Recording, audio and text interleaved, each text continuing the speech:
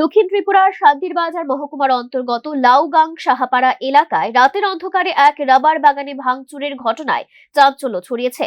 অভিযোগ, দুই ব্যক্তি একটি নতুন রাবার বাগানে ঢুকে একের পর এক চারা গাছ উপড়ে এবং ভেঙে নষ্ট করতে শুরু করেন।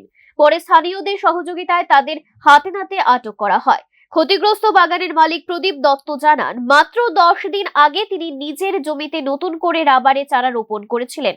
প্রচন্ড গরমের মধ্যেও প্রতিদিন জল দিয়ে তিনি চারাগুলির পরিচর্যা করছিলেন। কিন্তু মঙ্গলবার রাতে আচমকা সেই বাগানে ঢুকে প্রায় 100-রও বেশি রাবারের চারা নষ্ট করা হয় বলে অভিযোগ। প্রদীপ দত্তের দাবি, ঘটনার সময় তিনি বাজারে ছিলেন। গ্রামবাসীদের কাছ থেকে খবর পেয়ে দ্রুত ঘটনাস্থলে পৌঁছে স্থানীয় যুবকদের সহযোগিতায় অভিযুক্ত দুই ব্যক্তিকে আটক করেন। তার অভিযোগ, আটকের সময় দুজনেই মদ্যপ অবস্থায় ছিলেন।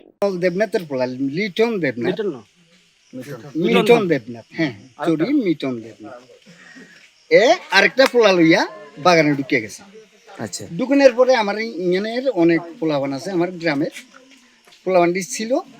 তারা দেখছে যে এই পোলাবান্ডি গাছটি ফিরতে আছে, মানে ফেরেলাতে আছে, তো ফাটছে না, কিন্তু ভাঙ্গা লাগছে, অনেকগুলা গাছ ভাঙ্গা লাগছে।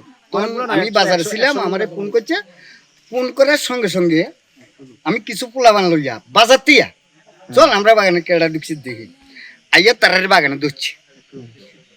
ধরার পরে তারার জিজ্ঞেছি আমি, তোরা কে কইছে বাগানটা বাগানোর লাগিয়া, যে মানে কইছে, কেউ কইছে না।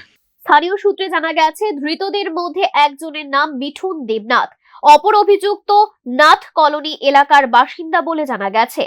পরে খবর দেওয়া হয় শান্তিরবাজার থানায়। পুলিশ ঘটনাস্থলে পৌঁছে দুই অভিযুক্তকে হেফাজতে নিয়ে থানায় যায় এবং ঘটনার তদন্ত শুরু করে। Bureau report, news now.